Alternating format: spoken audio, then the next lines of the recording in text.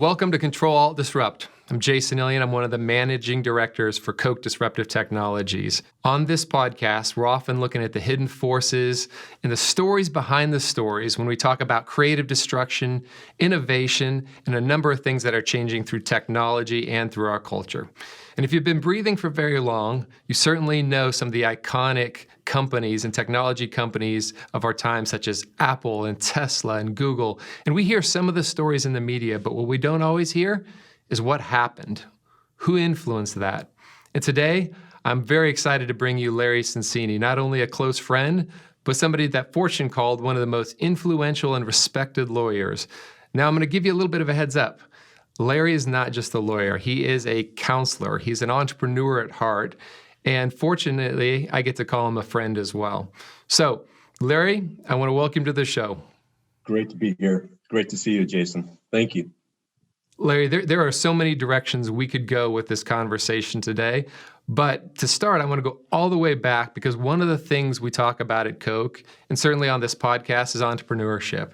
And at the very beginning of your career, you could have gone to a New York law firm, but instead you decided to go to this small place called Silicon Valley, join a firm that probably wasn't known as an associate, and start in this area called venture capital. And correct me if I'm wrong, but this is when you were newly married with a kid on the way. So entrepreneurship at its best. So tell us part of that story. How did you start there? Yeah, well, it's a story I look back on and wondered myself how fortunate I was. But really what drove me was the idea of doing something really entrepreneurial and different. I knew I wanted to practice corporate law. I knew that I was specializing in things like securities. And when I met John Wilson, who was my founding partner with me, John, who was much older than I, educated in the East, worked with big companies, had a vision. And that was something was happening with this concept called venture capital and innovation. And I really bought into it with the dream that, okay, if we do this, I really would like to build something big. I would like to see that we focus on this industry. And he said, that's the business plan I can buy into if you will come and we get started. So it was as simple and yet as complicated as that. And I took a chance. But of course, like anything else in life, it was a chance that was driven by circumstances. I was married. I was having my first child on the way. Certainly Palo Alto and Silicon Valley is an attractive place to be. I was born in New York, but raised in Southern California. And the stars aligned and we took a chance and it was great. Give us just a little bit of context. What was Silicon Valley like at that time? It really wasn't Silicon Valley. It was a lot of orchard groves. But a couple of things were there that really helped build the model or recipe of Silicon Valley. You had some very large corporations that were tech focused. You had Fairchild Semiconductor, Hewlett Packard, Watkins Johnson, IBM was there. Companies that were seated there that were growing. You had major universities that were really committed to research and technology, Stanford and Berkeley in particular, right there. And then you had really the Pacific Coast, which was a center and attraction for a lot of diversity. And then you had a community that was very receptive to accommodating the building of businesses. And those were the unique elements that we didn't even know at the time were unique, but helped really sustain and created the Valley. And that's one reason why it's been very difficult to replicate the Valley in other places.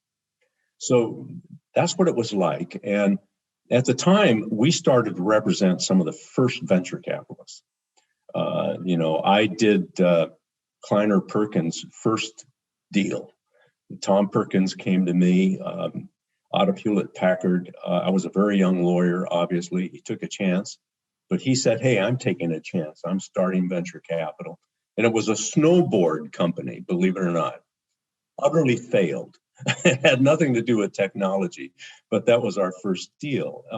Then there was Arthur Rock, who with Tommy Davis made some of the early great investments in, scientific data systems, Intel, Apple. So we got started, and an ecosystem got going. And what was unique was the law firms then weren't really focused on this. They were mainly San Francisco, big traditional firms doing big type of business. And there was a void representing entrepreneurs. And the reason why there was a void, there was no economics in it in the early days, right? As a matter of fact, I think the legal fees for startups haven't kept with the cost of living. So it was really more of a long-term partnership with these companies. And that was the environment. It was small, it was very collaborative. We all used to meet at one or two of the same restaurants for breakfast meetings, and it began. So those key ingredients, right? This small, this collaborative, seeing people that are thinking about the future of tech. Are you starting to see this in other parts of the country as well? I mean, the COVID environment has certainly caused people to spread out, but you've been doing this for 50 years. And I'm curious, are we part of this Cambrian explosion that's going to happen in other parts of the company? What's your viewpoint on that? I think it's going to happen. But what's interesting is it hasn't happened as fast, and it hasn't seeded as well.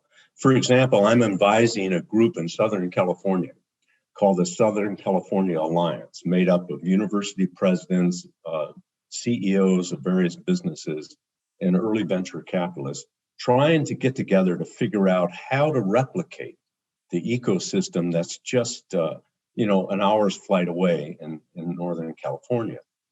All the ingredients are there, but it's really hard to pull it all together. And I think the reason is many things have to be aligned. One, like I say, you have to have large tech corporations that are breeding grounds of management.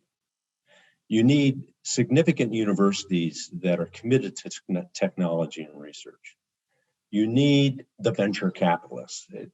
Venture capital in those days, and quite frankly, even today, doesn't transport itself geographically very well, because venture investing is a relationship-driven business, and it's hard to do it just by Zoom. You invest not only in an idea, but you invest in the quality of the character of the entrepreneur, which you have to know. So you need seed capital.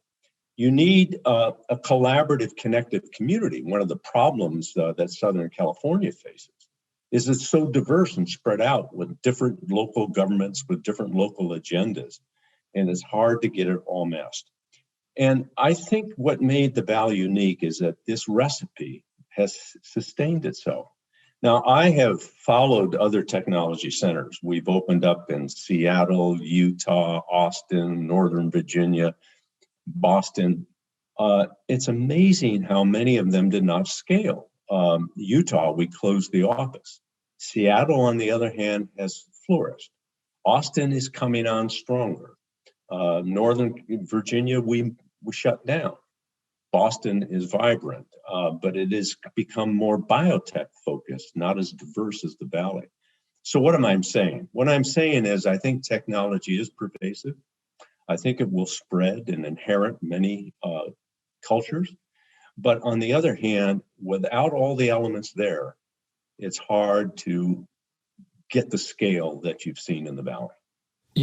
We've talked about early on, like you started it, as one associate out there. Now you're, I believe, over 700 lawyers across the country and world or more. About 900 now. 900, right? So you're still growing. And clearly, you're opening offices, closing offices at times. You're being entrepreneurial just with right alongside, right? So I was curious, you're not just an attorney, and I know that because I've personally got to spend time with you, as how you've advised other great entrepreneurs. So what characteristics have you seen over time that have made entrepreneurs great? And maybe, even give us an example of one or two entrepreneurs that you saw that early on, you knew there was something special about them. I thought about that because I've been very privileged to have represented some of the great entrepreneurs. But what characteristics jump out of those that have been really successful? I think one very common ingredient, not surprisingly, is a total passion and commitment to what they want to innovate. It is just not, I'm going to go do something different. I'm going to go find a way to make money and go public. In fact, those type of characteristics never scale. What has scaled is really the quality of passion and commitment and single-mindedness. I saw it very early in Steve Jobs. He was consistent. He always used to say to me, I think people should focus on what they do best and stay away from diversifying what they don't do. I think I saw it with Elon Musk and many entrepreneurs like that. Bob Noyce at Intel. The second characteristic, though, that jumps out is the ability to pivot. This is very important, and it's very hard for someone committed to a technology to pivot that technology. One of the earliest pivots that I really appreciated was a company that started in the 70s called Rome Corporation, ROLM, run by one of the best entrepreneurs I knew, Ken Oshman. The company started out selling ruggedized computers to the military, taking computers and ruggedizing them for a military environment. That wasn't going to scale. And they pivoted and turned into be a telecommunications company, a phone exchange company using the computer technology. Another great pivot was Reed Hastings at Netflix. I was on Reed's board. He was delivering DVDs and competing with Blockbuster Video. But to go completely streaming and to change his business model while being a public company, taking all of its financial metrics and turning them on their head. At the same time, seeing the stock price decline because of this business shift, and look at the success today. So the ability to pivot and reinvent. And then I think the third thing, and this is the hard one, is the ability to scale. I admire what Larry Page and Sergey Brin and Eric Schmidt did at Google. I incorporated Google. I took them public. But to see them scale that technology the way they did and that business model of making knowledge ubiquitous for free and yet having an ad model that worked, that ability to have that perspective. So that's very, very important. I think also the other thing is to know your limitations. And this is really key. As companies scale and as technology changes, you need to build infrastructure of quality people. And being able to hire and retain talent as a leader and yet maintain the vision, very unique. Those are just some of the characteristics I've seen. Probably pretty obvious, but really prove successful. I want to touch on one of the points you hit on. Specifically, we'll use Netflix as an example. Pivoting is exceptionally hard. We talk about it as if it's just changing directions, easy to do. But I was curious, kind of maybe a two-part question here is, one, what was it like on the board behind the scenes talking about, hey, we're going from shipping DVDs in the mail to all of a sudden streaming, which, by the way, there was a piece of the world that didn't believe streaming would ever work, right? Just there was a large piece, even the technology world said we didn't either have the technology, the capabilities, or even just the business model that who wants to stream something directly to their TV. So I was just curious, question one is, what were those conversations behind the scenes to help Reed truly pivot Netflix? And then the second piece is, in your mind, what's the difference about pivoting from a small technology company to an enterprise? And what can these enterprises learn from what happened there with Netflix or other ones you've been part of? Yeah, great question. Now, I wasn't on the Netflix board during that time. I was representing them. So some of this is anecdotal, although I did participate in some meetings.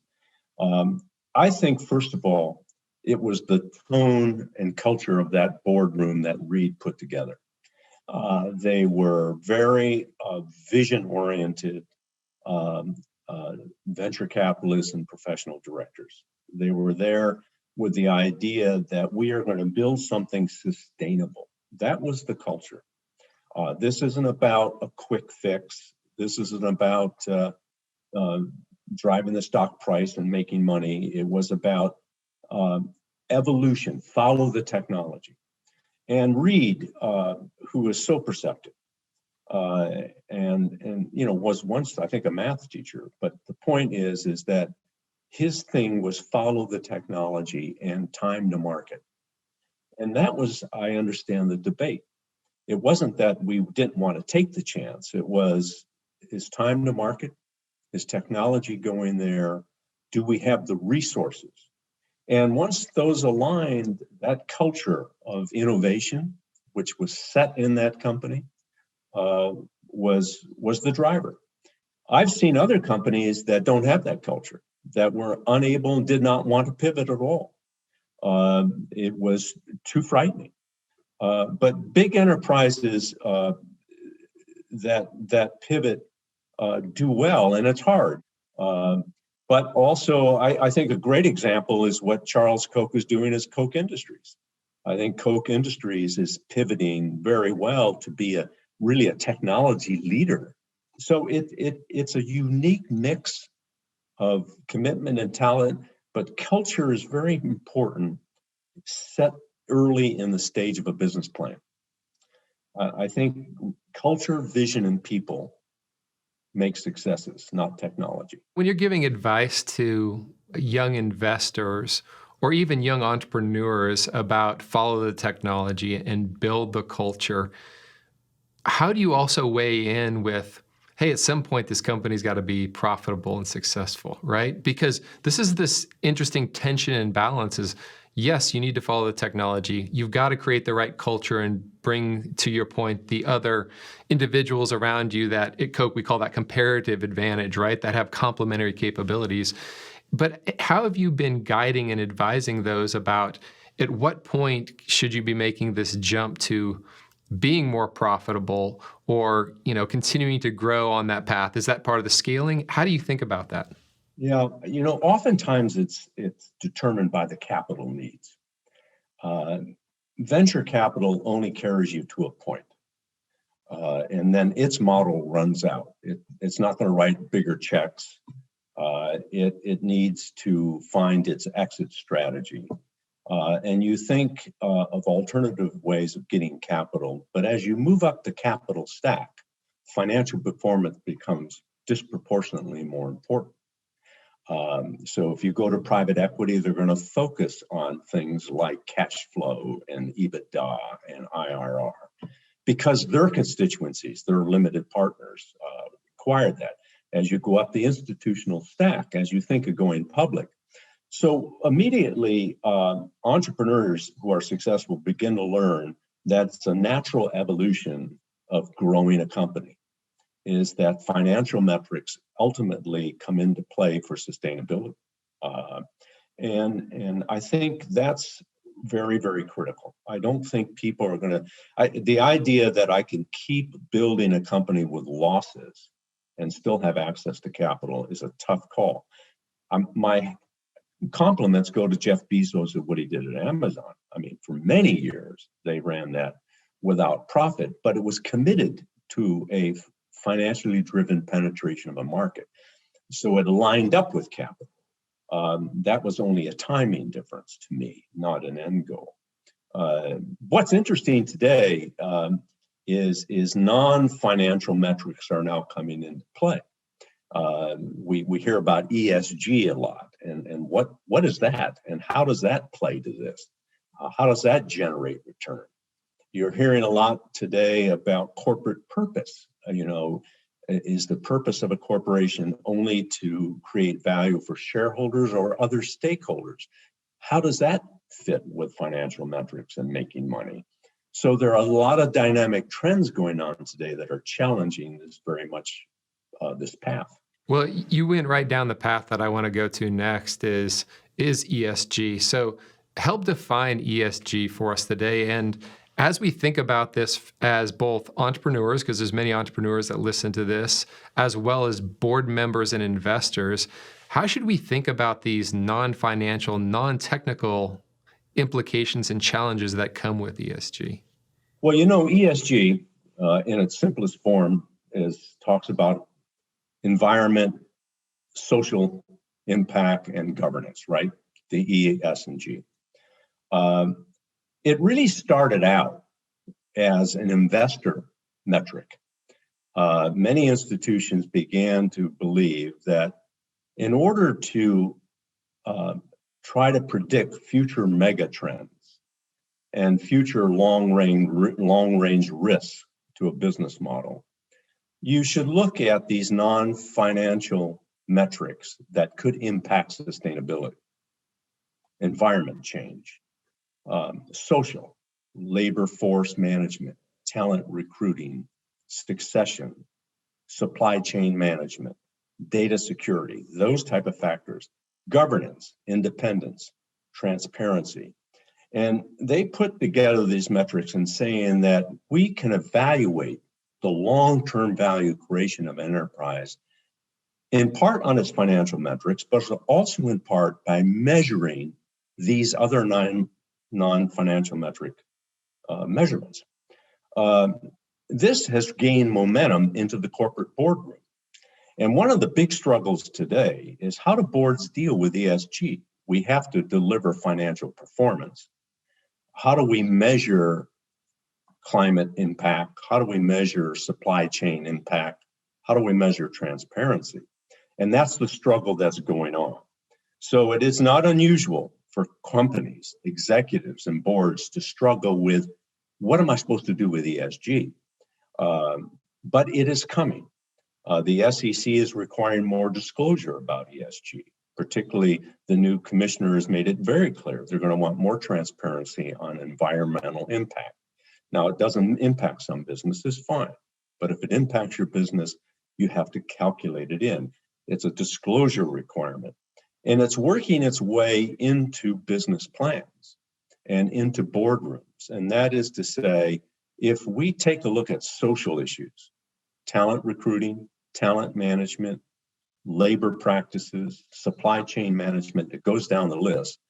Maybe by doing that, we identify future vulnerabilities and risk in our business plan, which will enhance return on value.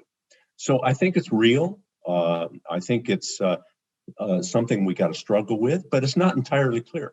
So I'm going to break into jail with you on this one, because I think there's some of these issues that we don't know all the answers to, right? I'm not sure we're going to flush them all out here on the show, but certainly think the discussion, the civil discourse around it's very important, right? And so as you think about this next generation of technology companies and you're advising them and advising this next phase of entrepreneurs, how do you help them think through what is their responsibility around personal data? Like, what is their responsibility around, allowing free speech? And listen, we just came off of probably one of the most controversial elections we've ever had, right? We've been all locked up in our own houses and rooms for a year, not seeing each other face to face, which in a lot of ways just even brings some of that tension out more, right? Because we don't have some of that face-to-face interaction.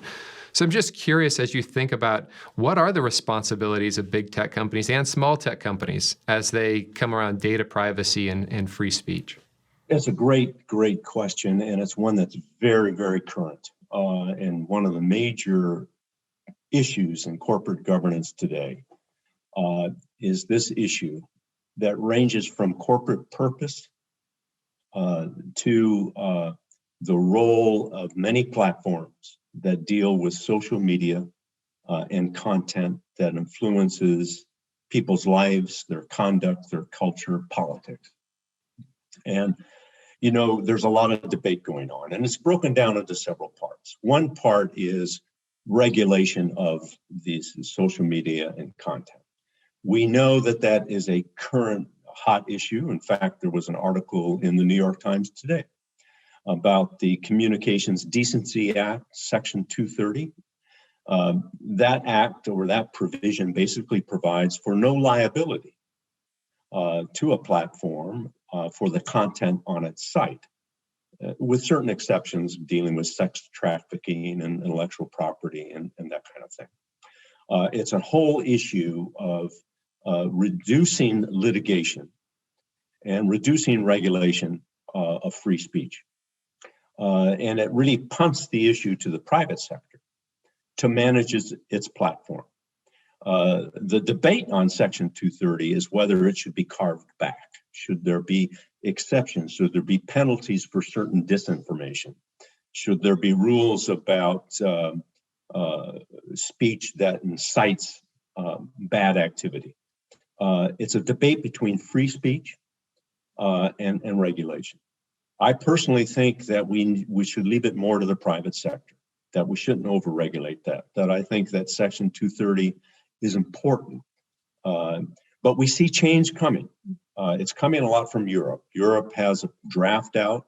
It's the DSA Act, Digital Security Act, I think, that is thinking about imposing rules and restrictions on content. And it's very, very debatable whether that's going to be a good thing or a litigious thing, whether it will slow down innovation.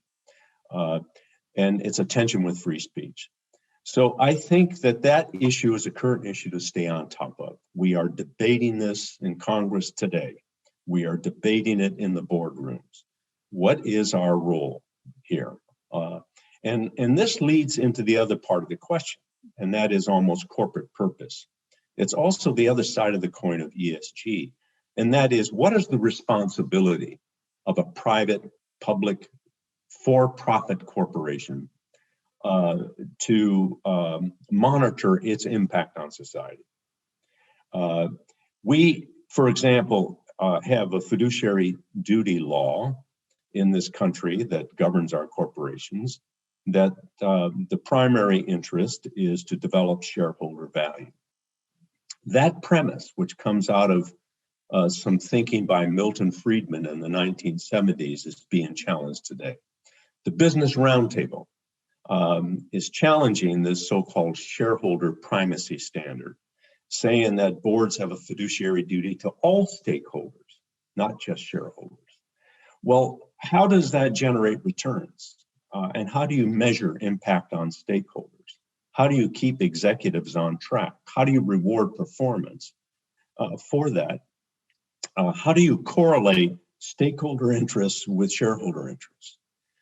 Clearly, that is a change that's going on in corporate governance. And it's to your point, it's pointing to the private sector to say, you've got to do good in addition to making money. That regulation can't deal with all this. And so I think the combination of ESG factors, regulation of speech, and corporate purpose, stakeholders versus shareholder primacy standards, are all on the table today. And it's evolving. And the tension is going to be whether to let it evolve in the private sector or to try to regulate it out. And it depends a lot on where you come from. My view is that you can't regulate too much. You can overregulate, and that stifles innovation. It brings out more litigation, more controversy. And the problem is technology is moving so fast that the regulation you put in today may be outdated in a year and a half. And so you're constantly in political turmoil. So we've got to find the balance. And I think the balance is going to reside a lot in the responsibility of boards of directors to recognize that shareholder primacy in itself may not be enough. You have to take into account other factors. You have to regulate free speech with impact. And these are the challenges that are coming. And these are the things that, quite frankly, I'm dealing a lot with in the boardroom. And it requires, I think, executives, investors, boards of directors, all stakeholders to start collaborating on these issues. We've got to exchange ideas. We have the greatest innovation society in the world right here in the United States. The world is very global, as we all know. Competition coming from China and many places is challenging not only technology, but social mores, political passions. The world is getting smaller in a way. Everything's interacted, everything is interrelated. And I think to look at regulation of the private sector, you have to do it holistically. So that's a long-winded way of saying that we don't have this figured out yet. I think we know what the issues are, but I think that we'll default to the private sector with cautious, meaningful regulation that's balanced. If that's achievable, I think we'll be fine. So I would agree with you wholeheartedly and lean towards the private sector more than having too much policy or regulation. Just curious from your perspective of assuming that that policy isn't too heavy-handed, will some of the direction or frameworks that we're putting in the private sector, do you think that'll help accelerate innovation and entrepreneurship? Do you think it'll pare it back? I mean, it's always that tension, right? Of we want to give entrepreneurs enough frameworks to know the box that they actually can play in versus, hey, we put too much policy or regulation and now we're limiting the creativity and the unlocking the true ability for them. How do you think about that? I think that innovation will accelerate if we put the burden more on the private sector. I think that if we don't, we will be bogged down into interpretation and litigation that will stifle capital formation and in turn stifle innovation. So I agree with you. I think that this is a phenomenal time in history for us. Technology to me is going to accelerate.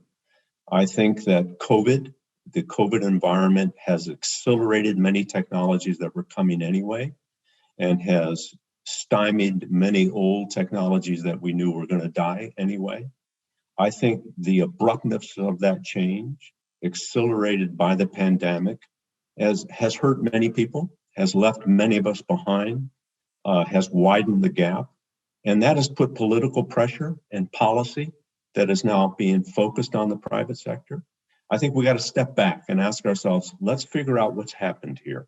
Some of this was exogenous. Some of this we knew was coming and it's been accelerated. And I think the worst thing we can do is overreact to it and try to correct it by restriction and regulation. But at the same time, we can't ignore it. It's got to be collaborative. But I think that technology is going to continue to accelerate unless we get in the way of it. And that is the big challenge, I think, that is sitting in front of many of us. Yeah. How does the diversity discussion play into all of this? Because we haven't really hit on that, but it's certainly a key talking point in front of mind for boards and executives. How is that playing into it in your world?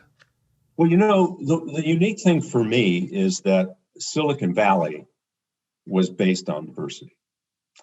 It has not done many things that it should do better. We haven't advanced the role of women as much as we should in technology at all.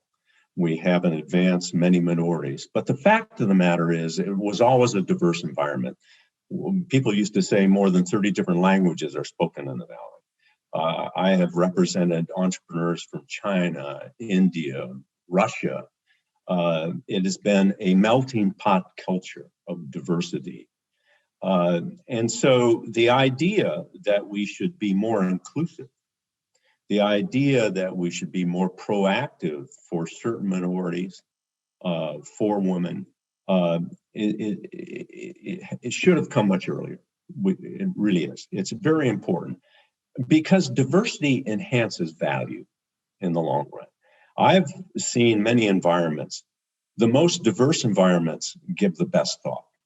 The diversity of thought, culture, interchange causes people to think more and better and collaboratively. And I think that is what accelerates technology. So I'm a big fan of it. Diversity, justice, inclusiveness have to be a part of the agenda. I think I fear overregulation on that. My state, California, has regulated board compositions. I think I worry about a bridge too far there, taking it out of the hands of companies, because sometimes when you force regulation on diversity, you end up checking the box, okay, I met the statute, as opposed to thinking about it being a cultural issue as opposed to a response to a political mandate. So I love the phrase you said, diversity enhances value. That's great, right? And as you know, we're going through rapid changes in the tech world right now.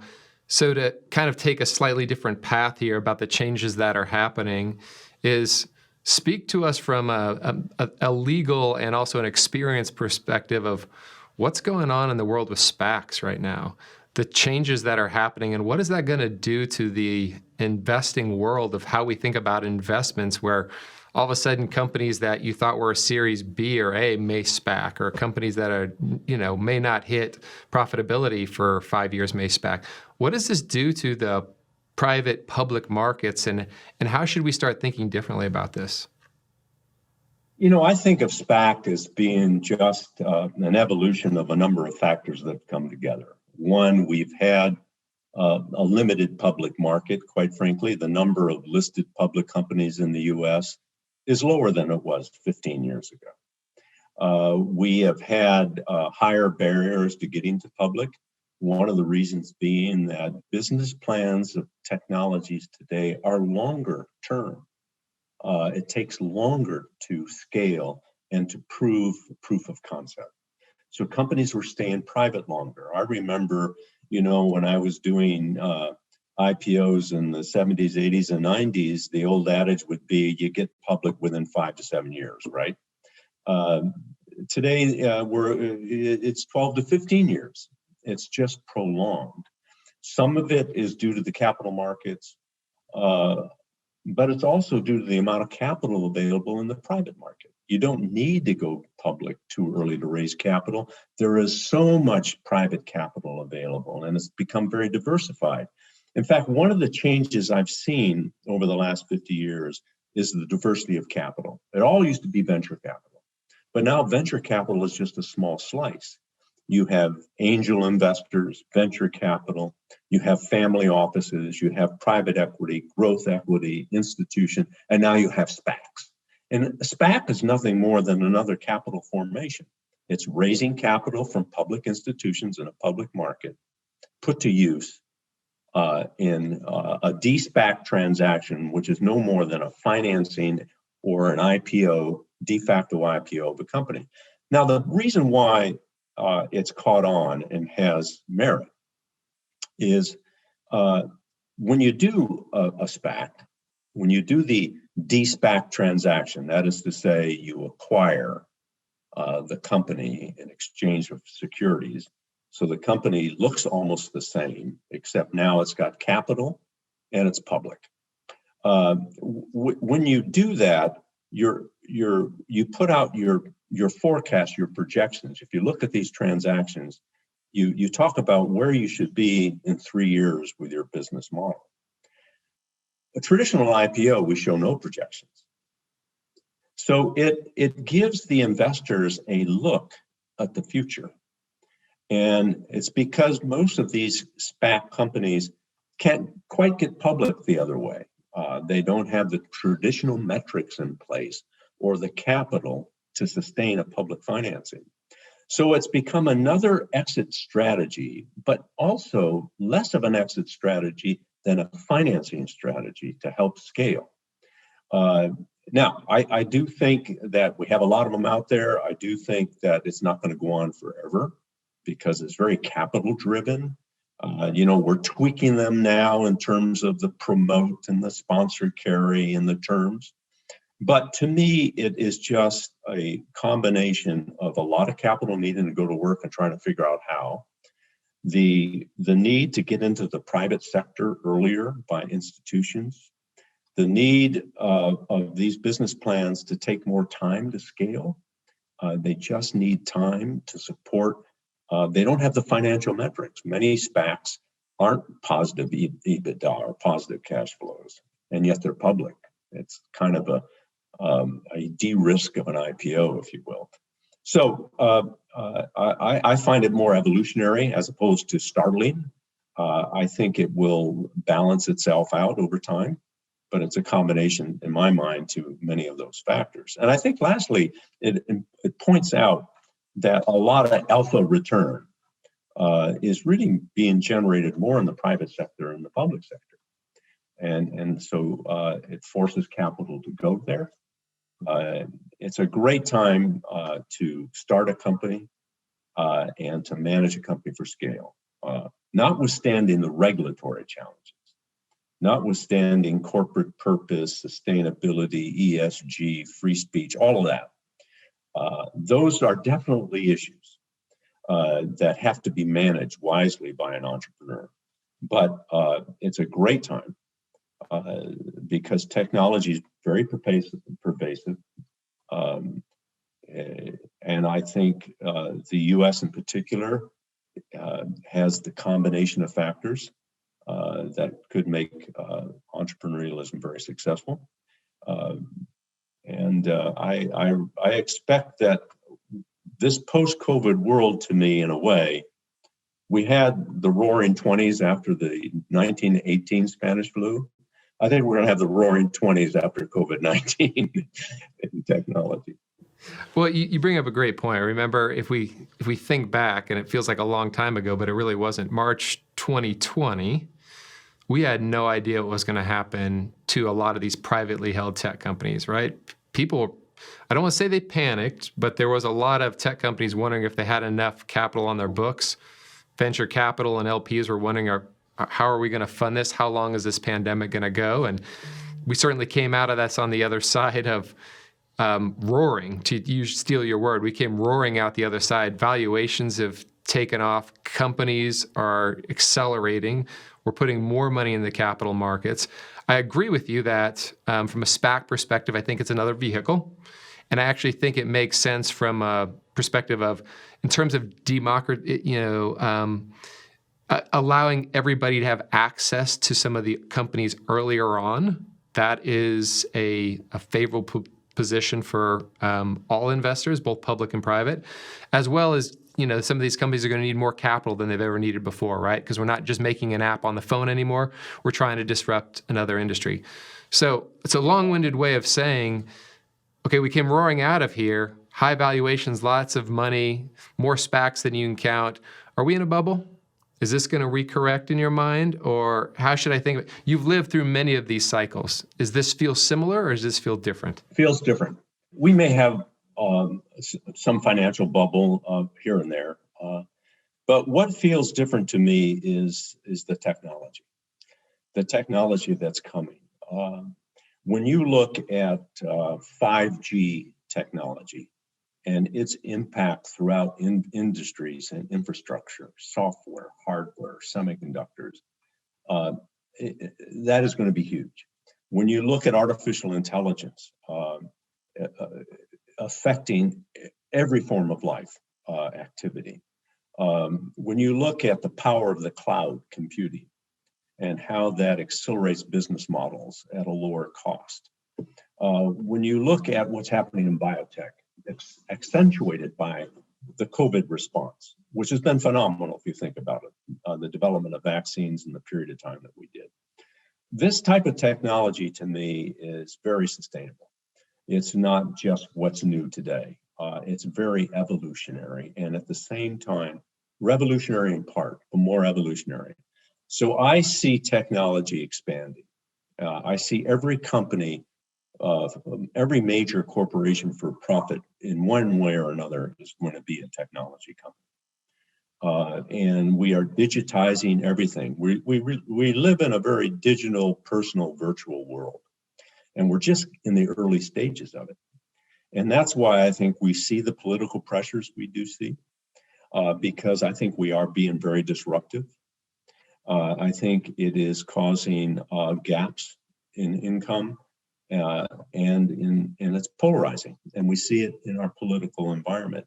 I think it's important that we take our breath on this and realize that a lot of this change was predictable, given what technology has done. We've gone through these changes in the past, printing press, the industrialization world. But today we're so interconnected Knowledge is ubiquitous. All you have to do is get on a search engine. Interaction is virtual. There's no place to hide. And we have really an issue of proliferation of information without the filters that we had in the past. Our news before was filtered by the independence of the editorial page of our traditional papers. That's pretty much gone away, unfortunately, isn't it? I mean, depending on what paper you read, it's a different political philosophy. You put them side by side and you're getting a debate. So information today is coming through other sources, unfiltered, and that's giving rise to tensions. And I think that means that technology can solve this. And I think now technology is no more as much an opportunity as it is, in my view, a need to improve society. So I'm an optimist about this. I love our environment. If we don't screw it up and overregulate it or get so divisive with each other that we lose sight of the goal, those are the challenges. They're human problems, not technology problems. You hit on a good point that I want to make sure we stop and reflect upon. When I think of Wilson Sonsini and the firm that you've built, I think of a certain brand and a very strong reputation to be entrepreneur-centric, helping them think through issues of ESG and things like that. How important is brand and reputation going to be, right? These non-technical issues in this new world where we're balancing, what are my responsibilities to my firm? What are my responsibilities to culture? What are my responsibilities to policy? How important is that brand and reputation? I think it's critical. I think that brand is the promise you make. That's what a brand is. And today, there's no place to hide.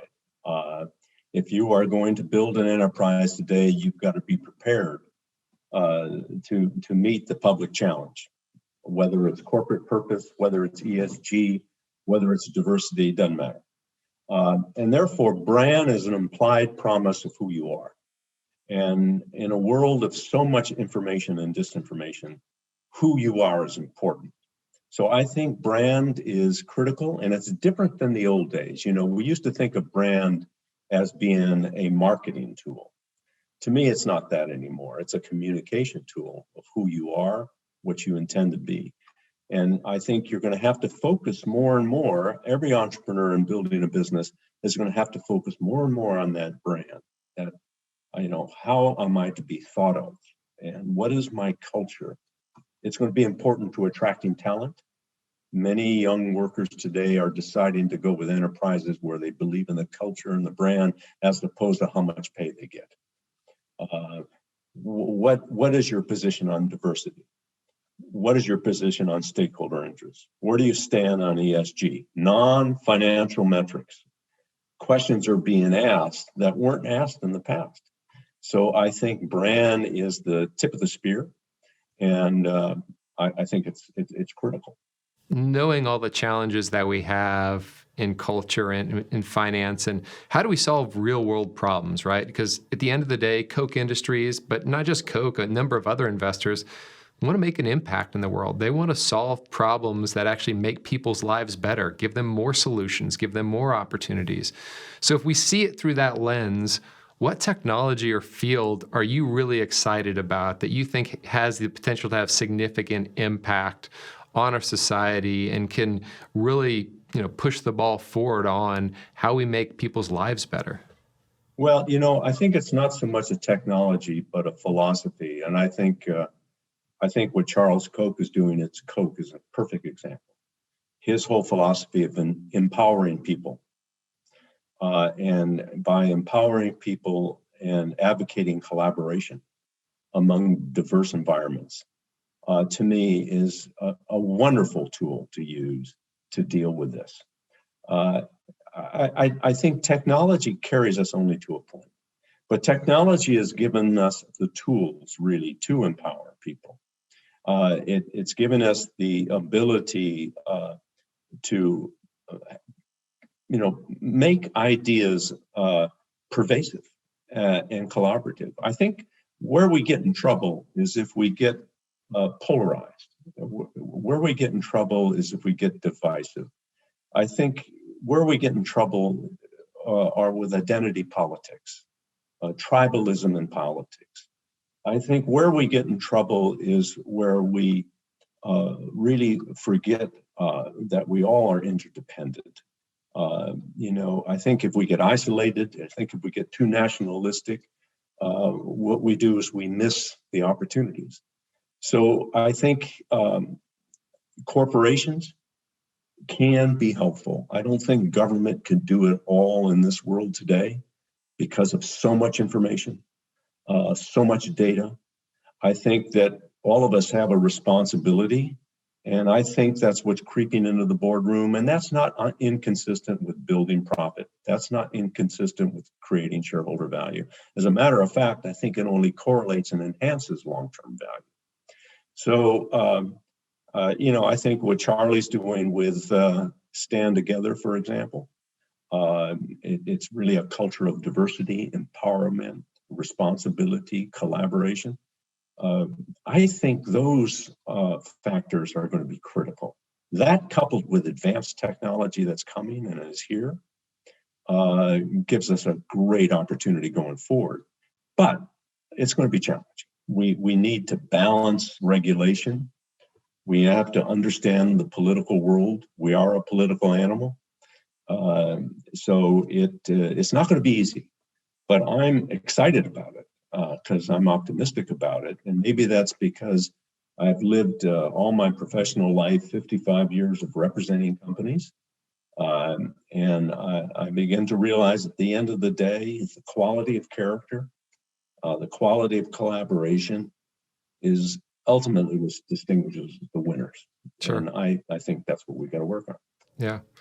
Well, I, of course, echo your sentiment when it talks to Charles's vision of empowering others, pushing down decision rights, giving them the opportunity to excel in their areas, and building people and systems with comparative advantage, right? Complementary capabilities, especially with an ever-changing, more complex world. Just gives you the right framework, right? It doesn't make you successful, gives you an opportunity to be successful. And I think that's what every company wants. One of the things we often try to do here on the show, and I'm going to do it with you, is we like to go through a lightning round of questions. So I'm going to give you 5 or 10 questions. You can't cheat. I'm not going to give you 60 seconds on that. You get a sentence or two on each of these because we want to know a little bit more about Larry. And so I'm going to go through a couple of questions with you. Favorite book you've read recently? The Splendid and the Vile, about 1940 in Britain, Churchill facing the challenge of war with Germany. Eric Larson's book, I think it's very insightful about leadership and commitment and culture. And I'm a bit of a World War II buff anyway, history buff. So that's the current read. Interesting. You already stretched me. I don't have that one. I have to pick it up. Which company, of all the companies you represented, give me 1 or 2 examples of a company that you were shocked was successful? Like you thought they didn't have a chance and they just came screaming out. I've never thought that they didn't have a chance, but the thing that surprised me, I shouldn't say surprised, but I think is an accomplishment, is the scale that Tesla achieved. The idea of building an automobile company in Silicon Valley based on an alternative energy was an exciting idea, but the ability to scale it so fast, I think, is really quite an achievement. I was on Elon's board and got off when we went public because that's our policy, and it never ceased to amaze me of that, catching that technology wave. That was one. I think Google also, quite frankly, it was so revolutionary, a business model based on not charging for the product and making it ubiquitous, coming up with algorithms that captures knowledge and making it available to everybody, and focusing on an ad model. That one kind of caught me. That one really caught me. I think the innovation of Steve Jobs with the iPhone was brilliant. I was a part, I lived that part of it because I represented every company of Steve's. One of his greatest achievements that got little notice was what he did with Pixar, the animation film studio that we sold to Disney. He did that while developing the iPhone. I think those were some iconic moves that just were phenomenal. I think what Mark Benioff has done in software with Salesforce, in a very competitive world with Oracle, which has been a great company under Larry Ellison, those are notable achievements. And there are many others, of course, but that pops to mind. Yeah. Well, and when you talk about the iPhone, that goes back to your conversation around the pivot. A computer company that's now doing phones. And I remember how many other executives in other industries were laughing at Steve, saying you'll never succeed here. And now it's a great pivot. What technology do you think right now is overhyped? Oh gosh, I'm going to duck the question by saying I don't think it's overhyped. It's often it's a time to market. Crypto technology, Bitcoin, blockchain technology. I wouldn't say it's overhyped, but it's a timing issue. But to me, no technology is really underhyped or overhyped. It's just the time to market issue often the time. That's a brilliant Muhammad Ali duck right there, because I couldn't agree with you more, right? We just had this discussion the other day Webvan didn't work, but Instacart did, right? You're on the same right side of history, but timing. So timing. Brilliant. What do you do when you're not working? I love to work out. I love to play golf. I'm kind of a sports guy, having played rugby and football at Berkeley. To me, that's an important part of life. I love reading, and I'm always challenged by a fun novel. I do like teaching. I've taught many years. Haven't been for a while, but giving back to universities. A favorite hobby pursuit of mine is the challenges of higher education today. So I'm on a couple of university boards, actively involved, Berkeley, Santa Clara, the American University of Rome, dealing with the challenges of education, a phenomenal topic. Business models that economically don't work, but yet we need to change education. I think that is a major challenge. So I kind of find myself delving into that. So pretty diverse, watching old movies I love. So that's great. You versus Charles Koch in 18 holes of golf. Where should I put my money? I'll carry his bag. You don't have to be humble on this. It's okay. No, I won't take him on. Well, hey, the place I want to land the plane with you, and maybe the last round of questions, is something you just hit on, is the future of education. I sit on the board of a private school, my kids K-12. You certainly have a passion for education as well. One concern that many of us have is, are we preparing our kids for a future that doesn't exist, right? We're seeing the types of roles that our companies are hiring for, and we see the way that the kids are coming up. What does it look like? What does the future of education look like? And what changes do we need to make to prepare the next generation to be those leaders of tomorrow? I think it's a major challenge in the country. I don't think we have it quite figured out. I think that we've got to prepare and educate from very early on for tomorrow. I think many universities are going to be challenged, have been challenged. Liberal arts schools have closed. Many law schools have closed. We don't have enough medical schools. I think that the shift to STEM, science, technology, engineering, and math is critical. I think that we need to, in K-12, focus more on math and science, and yet have a balance for the humanities, because you learn from history, you learn from English literature. And I think that balance is a little out of whack. I think we have to figure to make a way to make access to education cheaper and easier. Many people are being left behind because of the economics of the model, which doesn't make any sense. We have, huge student debt. What are we going to do with that? What do we do about the future? The cost to get into a higher education institution today is enormous when you look at room and board. And yet, I think education is the most single important thing that we can do and should do in this country. Without education, we're all going to be left behind. And I think we need to pay more attention to it. Now, I do think that COVID has accelerated our attention. Little good has come out of COVID, but one of the things that's come out is it's accelerated the need to change education, how we deliver it, how we provide for it, how you really rationalize tuition with the product. What are teachers of tomorrow going to be like? What happens to a diverse environment?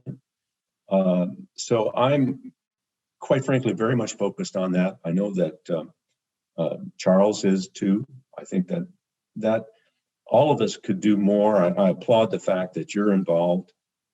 If we can all think of giving back, focusing on education, educating for the future is going to be critical. And the problem is that we have a lot of political tension that is affecting education. You see censorships of certain books. You see the difficulty of free speech on campus today. You see the polarization of identity politics today. That is affecting student activity. It's affecting how they embrace each other, how they collaborate. And we got to get this right politically too. We've got to stop this divisiveness. We've got to realize that we're all in the same boat. And that's a key component to education. So it's a broad question. It's something I'm passionate about. I wish I had the answers. Do you see more kids, if they're well prepared, skipping their college education and jumping directly into companies? I mean, we're seeing some of this today with tech companies willing to hire really bright minds directly out of high school and not looking as much at what college they went to, or even if they went to college. Is this a trend? Is this going to grow? It certainly is an event. I don't know if it's going to grow. I do think it's a reaction and response to some of the problems in education and to some of the economic challenges that people are facing. So I don't see it a long-term thing, but I think it is indicative of an issue that we ought to address. I think vocational education, there's a place for that. A four-year college education may not be necessary to succeed, but you have to have a focus, you have to have a vision, and you need to deliver the right tools and the right teaching. So it's not a simple problem, and I think we got to keep an eye on it. Well, if there's anybody that can help solve the problem, certainly a gentleman like yourself who has grown Wilson Sonsini from yourself to over 900 people and influenced so many other entrepreneurs and executives is the right type of person to be help leading the charge. So Larry, thank you so much for spending time with us today. It's always a pleasure to get to hear your thoughts on the challenges of ESG and entrepreneurship and creative destruction. And also thank you for your partnership with Koch Industries. A lot of the ways you've stretched us are certainly help pushing us into the future. So we appreciate your time. Thank you. I appreciate it too. Great to be with you as always. Love our conversations.